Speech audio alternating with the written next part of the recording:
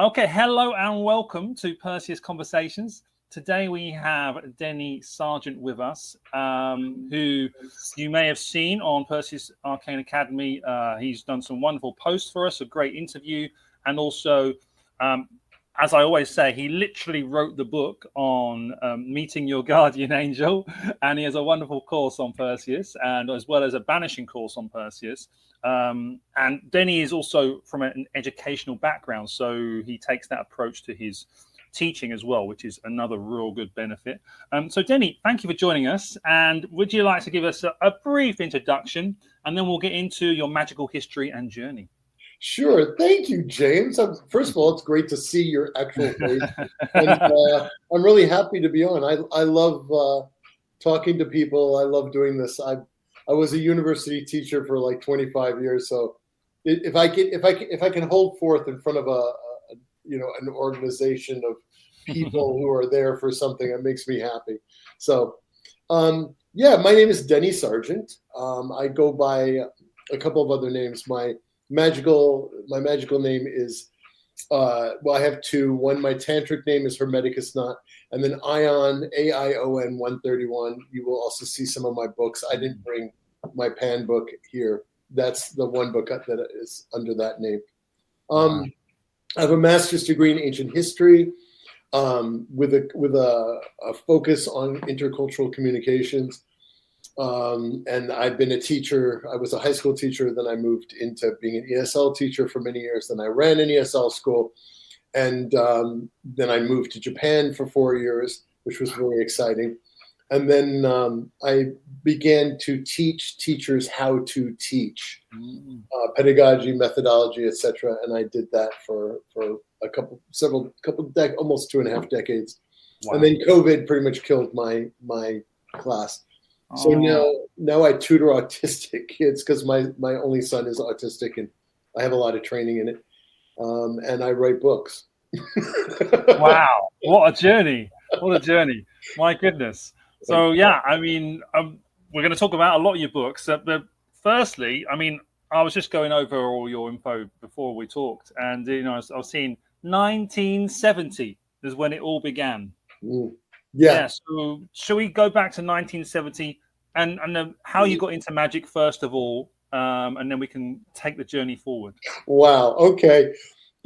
I met one of my best friends who unfortunately has passed on, because I knew I was a pagan when I was a little kid.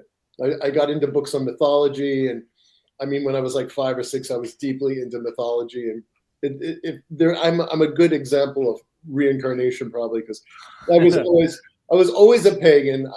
My parents took me to church and made me go to church, and I for some reason when I was 9, I got into my head that they weren't really worshiping Jesus, they were worshiping Mithras. Now, as a 9-year-old, that was pretty funny. That's quite funny at 9. I got a ring. I was able to buy a ring with a Mithraic ring. And I used to pray to Mithras when everybody else was praising. I bet they love that. Well, they didn't know, but I knew that I thought I was being normal, but clearly there's nothing normal about me. So I met my friend Robert. We met in Fate magazine. This shows you how old I am. There was no internet. There was no anything. There was a little magazine called Fate magazine. I don't know if you know about it, but it was the only sort of, it was a little thing that was mostly about psychic stuff and all that, and you could find it in the stores. And in the back there was a little ad, pagan teenager looking for other pagan teenagers to be friends with. So I wrote him, and he was in New York, and I was 30 minutes outside of New York, and we became best friends. And then I ended up going into New York City, going to the center of all occultism at the time, which was the Magical Child. And it used to be called the Warlock Shop, and then all the witches went and said, no, Herman, no, Eddie, you should not call it that. So this was, I think it opened in 1969, and by 1970 I was there, and it is where all occultism began. I swear. What an exciting time. It was an exciting time. I didn't know. I was really dumb. I was, a teenager, and so I didn't realize it was so special. I just thought, oh, well, this is cool. It must be in every city. They must have this, but they didn't. So I got into paganism. I went to Pagan Way, which was a organization that was really big. Herman and Eddie were the people that ran everything, and they got everything going. And then I got involved in the Church of All Worlds and the an Egyptian order, and I'm trying to remember the name of it. I basically did everything pagan. I was like so frigging happy to be in surrounded by people who were as weird and odd as I was. And then I was initiated into witchcraft, into a coven when I was 14. And I had. This was the 70s. You could do anything.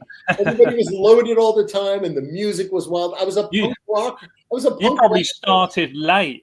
Oh yeah, I was a punk rocker too. I mean, the Clash was like my favorite band, and the Ramones, and anyway, it was a wild, wonderful, insane. I can't believe I'm alive time.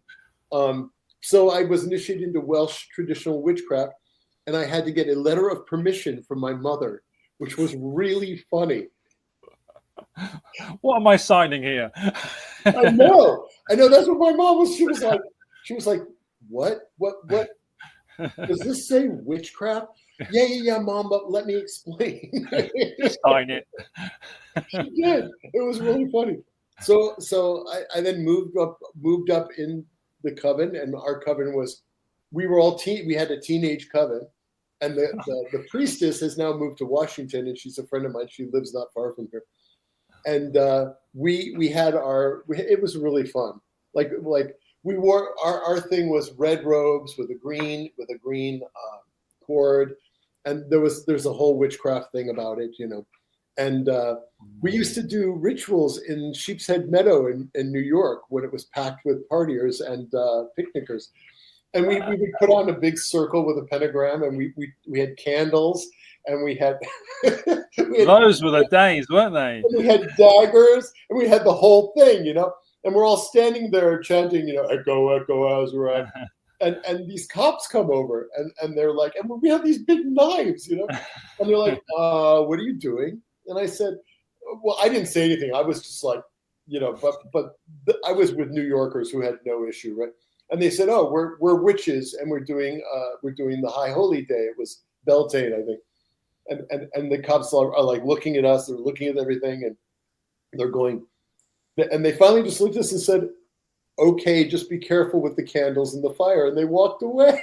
What the hell? That was New York in the 70s, right? And everybody around us, they were like, "Oh, witches, that's nice," And it was a great time. That's how it should be. Yeah, it was really fun. What a childhood! I won't even get into the insanity that we got into and the things that were probably. My word! So that was the beginnings. That was the beginning, yeah. And then a core of us, we were into witchcraft and we were into magic, but we hung it at my friend Robert's house, and bless his soul, and we started reading everything by Crowley, and we read everything. We read Barden. We read everything. He had everything in his library. Back then. Oh no, because when he would work at the Magical Child, which was illegal. He was in 14, 15, so he didn't get money. He got all the books. He got everything in books. So, and remember, this is the beginning of the occult explosion. So, like, these books would suddenly come in, like all of a sudden. Crowley's books were available, and these books were available, and he had everything. What a library! Oh, it was insane. He had the biggest library ever. Unfortunately, when he passed away, a lot of the books disappeared because he had everything. But we would all sit around and party as one did at the time, and we would read everything. I read everything by Crowley, everything. And we're teenagers, right? But this is what we did for fun. So I read everything we read a lot of Barden. We read a lot about alchemy. We read everything, and then we would read and we would practice different things. There was 5 of us at the time, and we decided that it was learning Tarot and I Ching and all of the oracles was a lot for each of us. So we split it up. I took I Ching. I took I Ching, and I'd read everything about I Ching, and I actually ended up writing a book about the I Ching, which is some buried over here in my other thing. Wow. So we by the time we were 17, we were publishing an occult magazine rather, and we Were were you really? yeah, we were called Mandragore. We were doing rituals, and we were very, very good at Kabbalah. We had our Kabbalah down. We started just sort of looking at things and adding them up, like cup, we'd be like, oh, cup, calf, vow, pay. Oh, it adds up to this. Oh, these other things add up to that. So this was our world, and then I had to go back out to the suburbs to go to high school. And then come Friday afternoon, I'd be in New York, What a contrast. Yeah, it was really funny. It was really weird. Monday to Friday. It was like the Stepford Wives, Yeah. because it was a really bougie town. And then I'd go to New York and it'd be like, and my grandmother lived there. And from when I was a little kid, she turned me on to New York and said, your parents won't come in anymore. They're afraid of it. But New York is, she took me to museums, and that made me the weird person I am today is my grandmother. And she knew I was into some stuff, but she didn't care. Anyway, so we got into magic. We read Carl Jung. We read pretty much everything. And then we started making our own rituals. And we took everything from witchcraft, and we took from everybody, from people like Barden and people like Crowley, and we didn't buy into any one particular thing. The tools. Though we found some really powerful things in like the Book of the Law and other things that other people had done, and then we started making our own rituals and just sort of and then we had some amazing experiences. And so was this the formation of the Grove and the Star? That's exactly right. The Grove of the Star and Snake. And it's so funny because I'm going through right now. The Horus Maat Lodge site's become kind of a repository of a lot of archives, and I just found a whole bunch. I'm going through a pile of stuff right now because we're trying to revamp it, and we're finding all this stuff like, oh my God, we had like I'm finding things from the 70s and 80s today. Actually, I'm going through and going, wow, I forgot about that.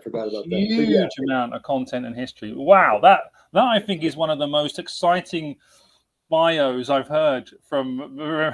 Even we're all a bit weird, but when you hear it was so weird. But New York was like. Yeah. I mean, I don't know how to explain New York. New York had everything. Fortunate experience, to be around at that time. Oh, yeah. I almost got killed by a cab. I mean, we had so many crazy things happen. And it was the 70s, so there was a lot of violence. I mean, you had to really be careful. That was a crazy time, wasn't it? That was sort of like in the time where it was known as it was like the Detroit.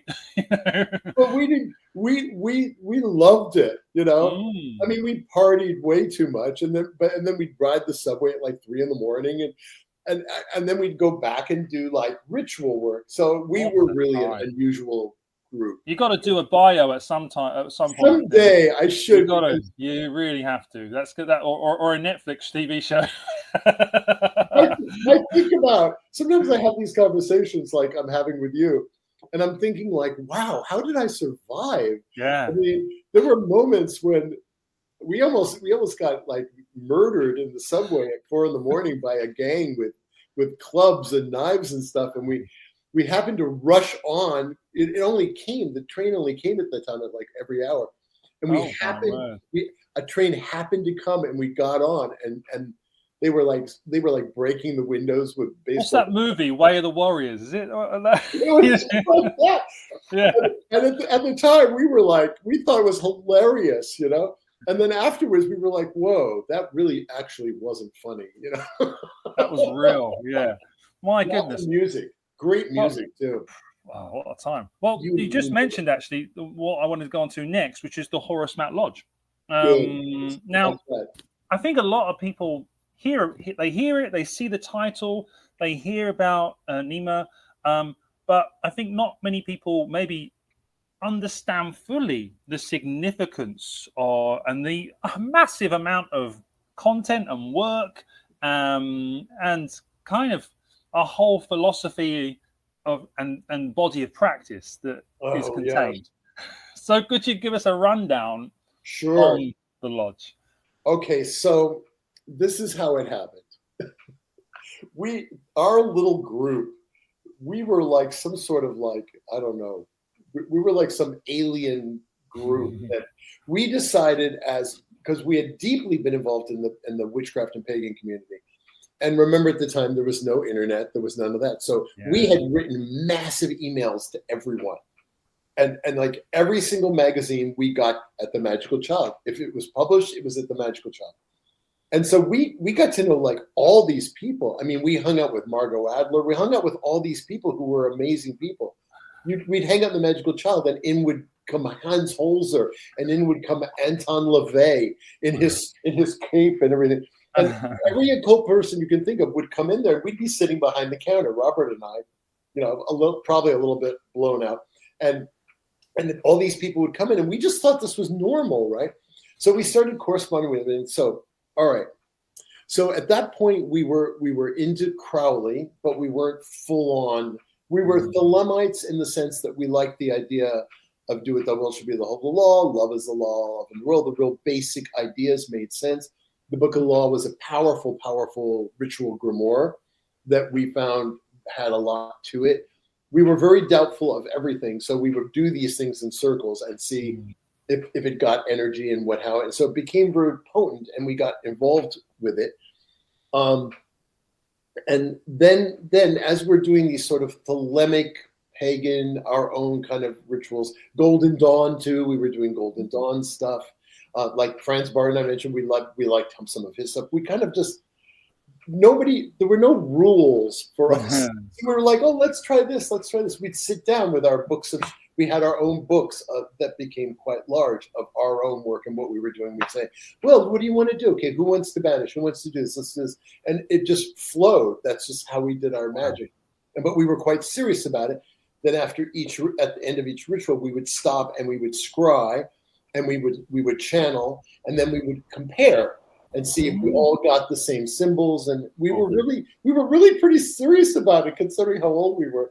And then we'd go see, a punk rock show. So we were weird. Anyway, the more I think about it, the more how weird we were. So we're sending off emails to everybody. We got all the occult books, people in England, everywhere, and they thought we were older, I think, than we were. We didn't tell anybody.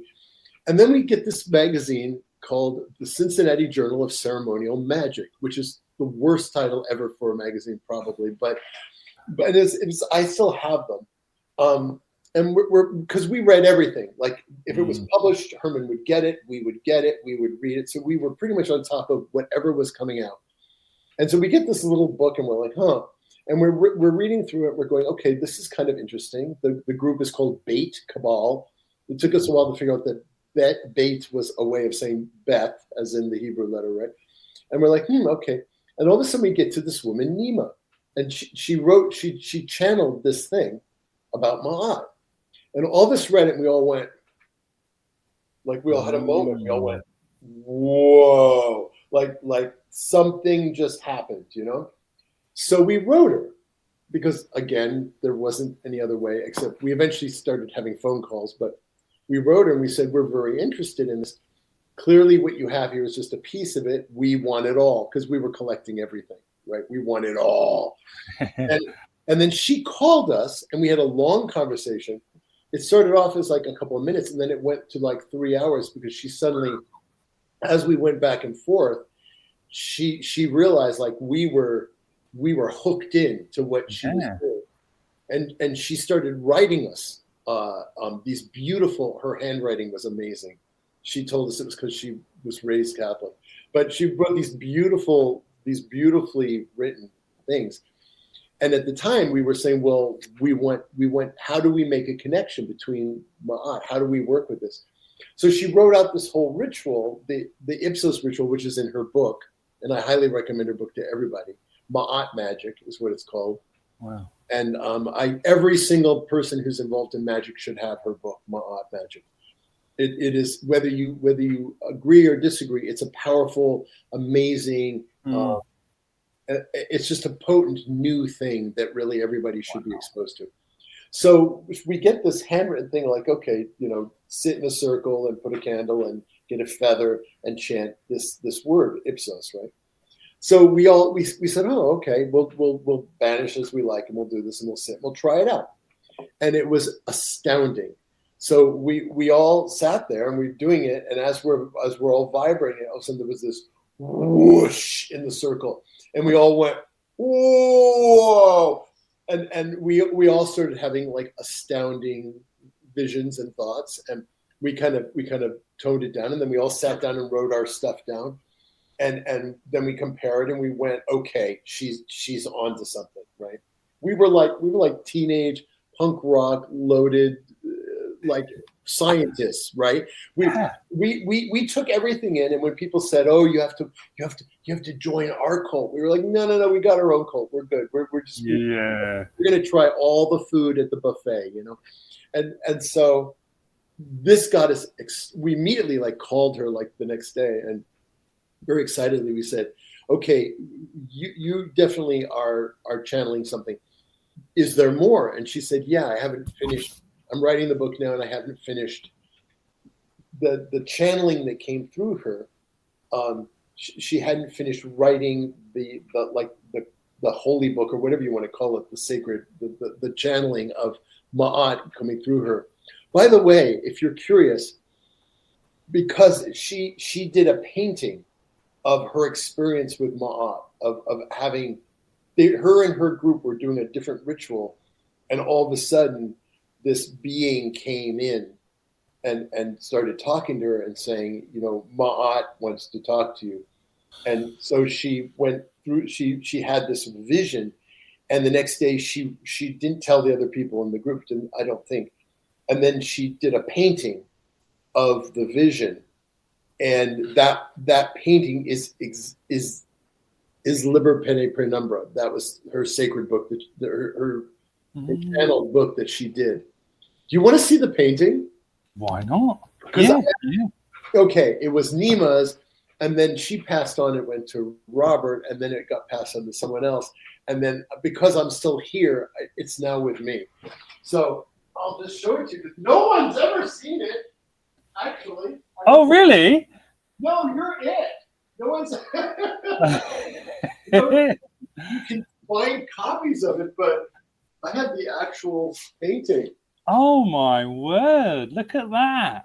Yeah, it is absolutely an oh my word. It really is. Wow. That is. And if you read Liber Pene Penumbra, you'll see that this is it, and that's the black flame, and there's Ma'at, there's Stephanie, the blue being there, Ma'at. Alchemy, there's Horus, and anyway. Anyway, aren't you lucky? I feel very privileged. Thank you, Denny. Well, you actually are. Well, mostly because you asked about Nima, and I don't know. I've never shown it to anybody else. That's lovely. Just the art is amazing, but the fact that came through this experience, and she did that from the vision. Wow. Yeah. I'm actually gonna pass it on to some other people who are deeply involved in Ma'at stuff. There's a lot of people who are into Ma'at, and we'll talk about the Horus Maat Lodge in a minute, but there's a lot of people who are Thelemites in the Horus Maat Lodge. And we're like loose Thelemites. We're not so hardcore. But an equal number of people are much more interested and into Ma'at than to Crowley and Thelema. So, and during this time,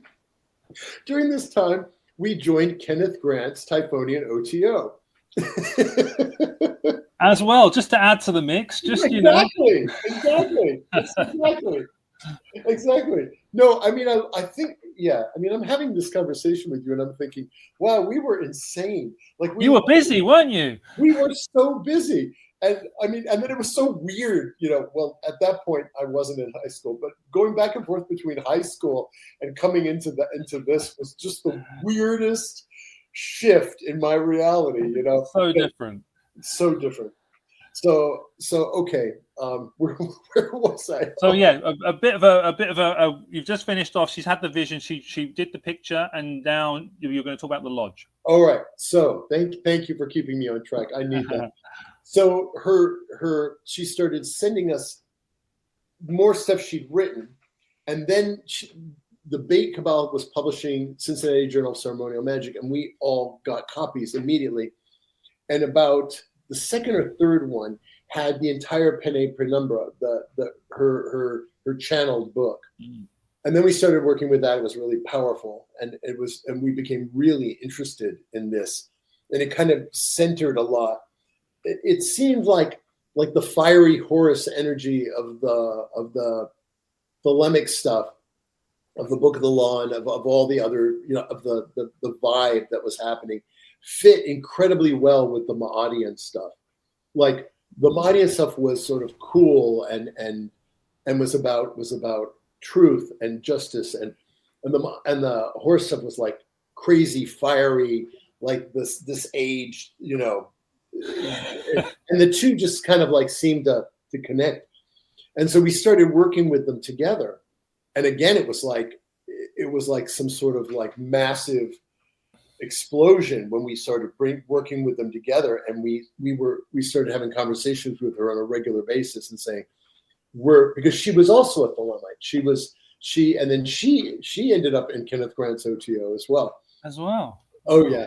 Yeah, she was. Oh, if you read his, I don't know if you've read any of Kenneth Grant's books, but yeah. It's well worth reading. Yeah, okay. I admit, like a lot. All right, the first like 3-4 books are really worth it, and then he gets pretty out there, pretty far out. But so we all ended up actually in Kenneth Grant's OTO because his OTO was not based like on the. I'm in the OTO here too, just. First, second degree, just mostly because I really like the people and I like what they're doing, and I'm still, ostensibly a Thelemite. But Kenneth Grant didn't do it the way the OTO does it. It's a completely different thing. Really, his structure was more the AA. I realized that just recently, actually, looking. In fact, I just found my Kenneth Grant certificates, and I'm today actually I'm going through it, and I'm like, whoa, forgot about that. But so we started working with Nima more and more, and then finally we said, look, we need to see you, and she was in Ohio. She was a housewife on a farm in Ohio, and here we are coming from New York. It was really interesting. What a background! Yes, we drove across country to Ohio. And I mean, it was quite a drive actually. And we got there, and when we finally met with her, there was this kind of like explosion because we were like, and she was like this like black flame, It was like really like bam, And we ended up spending like the next full week just doing ritual nonstop together. And some of it was stuff that she had, some of it was stuff we had, most of it was stuff that just flowed. And what's an experience? It was an amazing experience, and nothing I think I could ever duplicate because we just we entered a different world. It was really, I can't explain it, but I'll tell you a little bit about it. I mean, obviously, to let you know, Denny, we got about 30 minutes, so we'll finish this and then we'll go into your books as well. Oh, absolutely. Whatever. Sorry, I'm probably talking too much, but no, Denny. I'm thinking you need your own season. There's a lot of content here, and it's super interesting. I haven't even talked about a lot of things. This is probably just one weekend. Well, you asked about the HML, so this is where I'm going with it. But this was how the HML was founded. That's kind of where I've been heading. So we were doing things that were mind altering, and I'll just leave it at that because I'm not even sure where this is being posted. But we were doing amazing ritual stuff, and stuff was just getting stuff was flying around, and we did something, and there was a hurricane inside the barn, and just stuff was happening, right? And we slowly started coming together and realizing like something's happening here. Like something is about to happen. Something's about to be born, And she got it right away. She was saying, this is what I'm seeing on the astral plane. And we were all feeling it. It was wild. And all of a sudden this huge rainstorm came and there was lightning and all this stuff. And we were like, okay, it's all sort of coming together. And she said, okay, I can't remember everything because we were in a completely different place. But she said, I'm going to drum and invoke Ma'at in the barn. You guys go outside under the stars and let's however it works, right?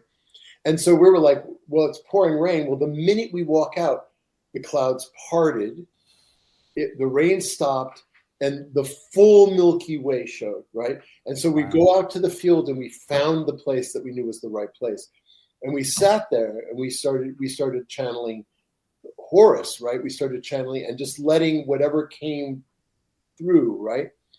And doing all this with her drumming, all of a sudden there was this amazing like whoosh, right?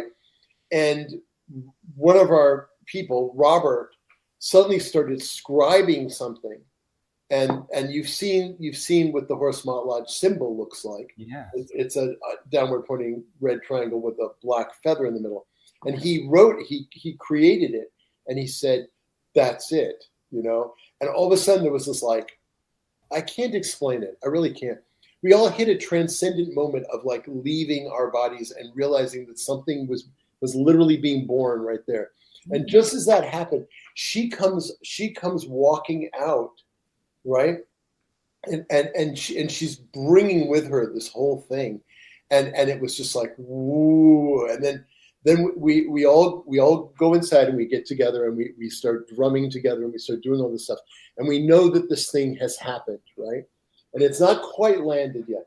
The next day we go outside and we're sitting and we're doing a ritual together, and she's doing the same thing. She wants to bring it home, right? And she comes out, and it was a sunny, beautiful day. She comes out holding a feather, and 11 hawks started circling her. 11 frigging hawks. And I know because I counted them and we all did too.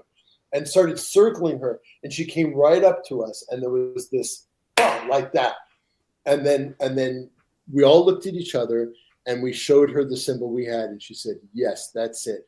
And then we all looked at each other and we basically all said, we just created the Horus Maat Lodge. And so that's it. That's how it started.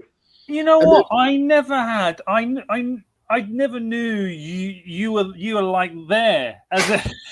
Oh yeah.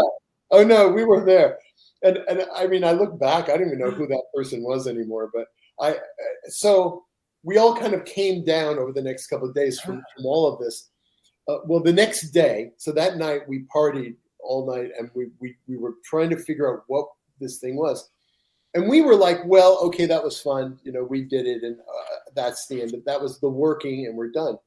Well, the next day at dawn, there's a knock on the door, and there's Louis Martinet, who runs Black Moon Press. You probably know about him, yeah. and another guy named Joe. They knocked on the door. We said we don't. They said we don't. They were part of her big cabal. And he said, they both said, we were drawn, something really powerful happened here last night. We were drawn to come here today and we went in. So we were the first, so we had come up with this very simple ritual. So we did this ritual with them, and they were the first members of the Horus Maat Lodge. And we were like, okay. Oh, I forgot to say this. The next day, we all get up at like, I don't know, 1 in the morning, 1 in the afternoon or something. And there was a paper plate with this drawing of a Horus who was holding a black flame and a white and a red flame. And her like 12-year-old, 13-year-old daughter had drawn it the night before. Oh my goodness. I know. No one's ever going to believe me with this stuff because they'll be like, oh, yeah, right. This is like yeah. cue the kid with the. Okay. Yeah, exactly. You're right, Denny. Yeah. Anyway, that was the Horus Maat Lodge. We've been around for a long, long time. we actually got it up online in the early 90s. We were corresponding by letters, and then finally email happened, and there's been lots and lots of people. We have a Facebook page, Horus Maat Lodge. The website, actually, I'm in the middle with a friend of mine in revamping the whole website. It's getting really big, and my friend Eric, who was part of the Horus Maat Lodge, still is scanning piles and piles and piles of art. Oh yes, save it. Yeah. So already, I mean, that's where we're at. I mean, gosh, Denny, thank you so much. That's a wild story. That's another whole. That's an episode. That's a book. We have a book. The Horus Maat Lodge has a book, and I forgot to grab it for you. It's called No problem. We will put all this below. I think I need to do. I'm going to put this all under the blog post, but all under the actual podcast. But I think I'm going to do probably a separate blog post, just going into some of these things. The book is called the Horus Maat Lodge. You can get it at Amazon. That's wild. It's all the rituals, everything. Our goal is we basically let everybody see everything. Like there's no degrees. There's no like. It's completely open source. No barriers to entry. Yeah, that's it. Wild, Denny. That's epic. Thank you so much for sharing all of that. Let's. What are we talking about next? I need a drink. Let's go any direction. Let's look at. Just go over to your publishing site. To you as the author. Yes. Because we've established you're quite a practitioner. I guess. Yeah. Let's go towards. We have two. We have three really that I want to look at, and you can decide which one you want to go into. We have your one of the early books, which is How to Meet Your Guardian Angel. As you said before, you didn't really know how to do it, so you constructed it yourself and you wrote it yourself. There was. Then there was nothing, right? We all knew about it. We'd read Crowley. We had read everything. It was like, okay, clearly the thing to do is knowledge and conversation with the Holy Guardian Angel. Okay, how do you do it? And we all were like, okay, how do we do it? Let's do it. We've done everything else. Let's do this. And there was no book on it. Like there was no piece. It was like little, the Abramelin book is mostly his workbook, and there's like, and then I went. So I was like, all right, fine. We went through everything by Crowley. We went through everything. We found bits of it, and that's what the book is. The book is like I put together, a way to do it, and all of us were doing it. By the way, all five of us were like, yeah, let's do the Holy Guardian Angel now. Yeah, it's the next step, So we all traded, information, and we're like, okay, I found this. What about this? And like this. So I ended up writing the book. I didn't mean to write a book. I wrote it. We wrote it. We all had huge like compendiums of stuff. Like we had sets of our own stuff, and then we traded it and everything. So I did it. I actually did the ritual, and it worked. I mean, anybody who, if you take my class, you'll get the whole wrap.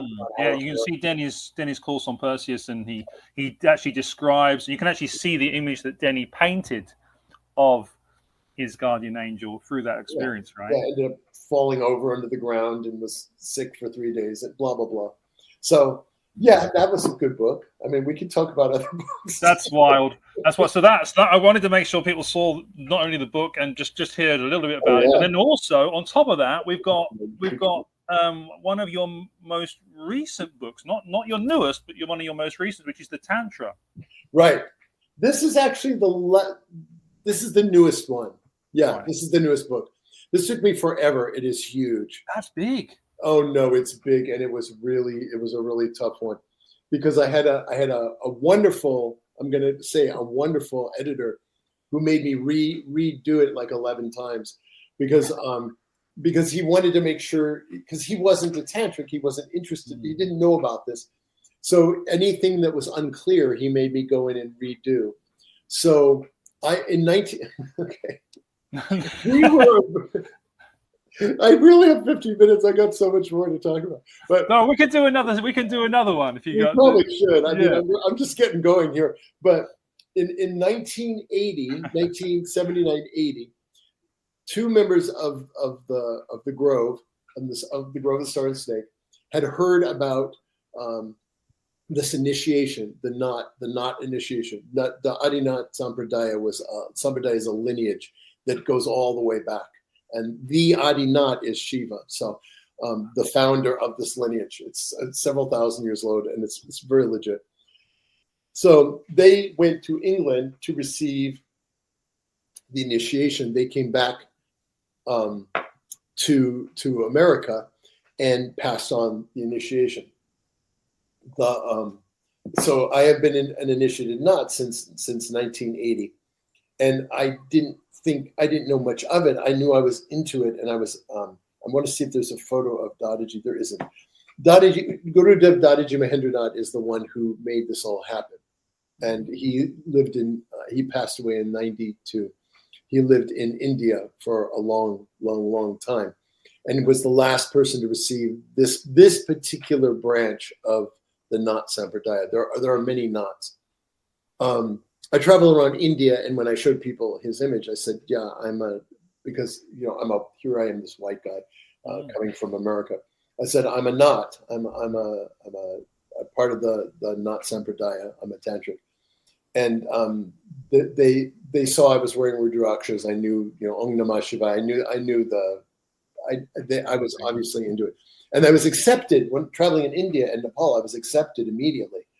And our guide was like, "Okay, you're not a tourist. You're a pilgrim. I'm going to take you to these great temples.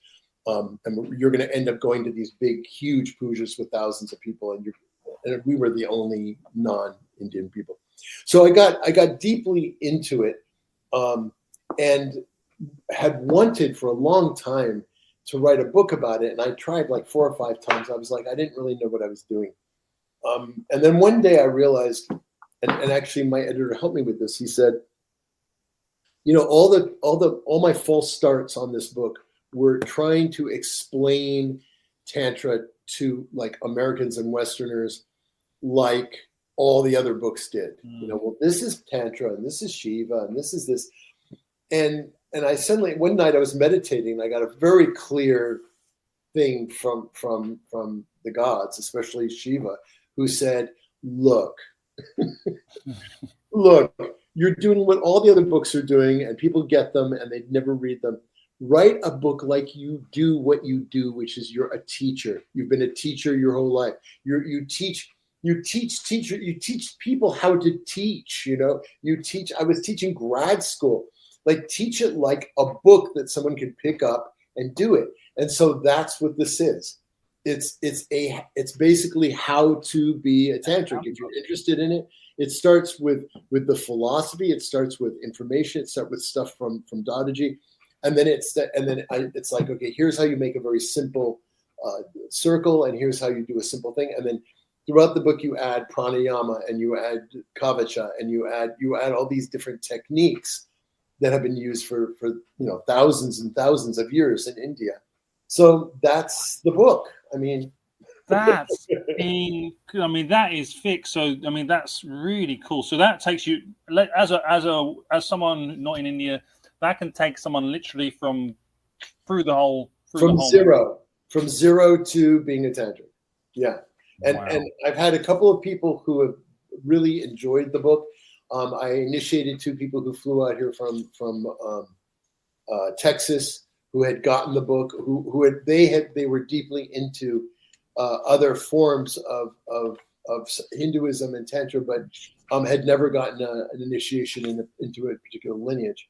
And so they had the book and they loved the book. So I like to feel like I did something good, but it took me forever to do this book. How long did that book take? I'm going to go with 2 years minimum. Wow. And that was, and it was rewrite. All I know is there were 11 rewrites. And he'd go through and he'd like read. And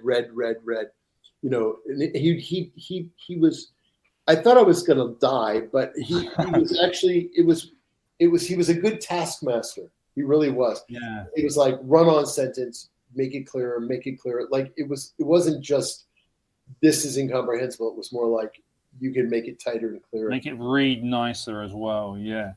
And a friend of mine who's living in Portland, who's taken initiation and is a tantric, she got the book and she called me and she said, that is the first book you've ever written that was easy to read. I was like, oh, thank you. Thank But she was like working her way through it. She wasn't big on reading like occult books, but she's like, I'm working my way through it, and it's like, yeah, it's. There you go. Yeah, so it was worth it. It was.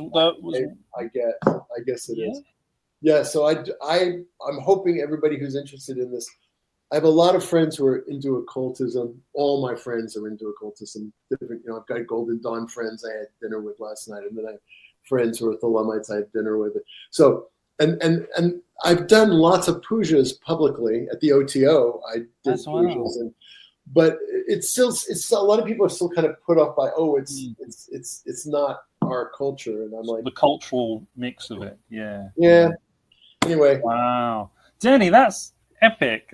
You know what? I mean, I think I'm definitely going to do a couple of separate posts just going into more deeply some of the subjects you've said, and I can kind of put in this episode that we've done here as well. I've got more. I know you have. You know what? I think if it's okay with you, I think we should book another time we can go into, if you have time, and where we. I want to go into. I really want to go into the werewolf one, because I think that one possibly took people by surprise, because it's a bit out of left field, isn't it? Not for me, but yeah, okay. I did a YouTube video introducing it. It's just called Introduction to Werewolf Magic, because the other people were putting up stuff on my book that were kind of crappy, and I was like, you don't understand what I'm doing. So if you're interested, you can look at the video. Yeah, I think that would be really nice to go through that, because I think there's obviously, with all of your background, there's obviously going to be a lot of depth and a lot of meaning in that. Well, there's a lot of humor. That's good. And a lot of humor, which is great. We all need a bit of humor. Oh, I'll tell you, that's a whole other story. You're absolutely right. I think what we do is, we got a lot of other subjects to look at. So I think we reconvene and we will go through the werewolf material, and also the global ritualism, and also the newest one that I know you've been writing. Right, feral magic. Yeah. So it's about animism. Oh, this is going to be interesting. I'm devolving. I'm going back, and I just did this book on animism because, well, I'll tell you when we get to werewolf magic about that'll be brilliant. Denny, I must say, the subjects we covered today,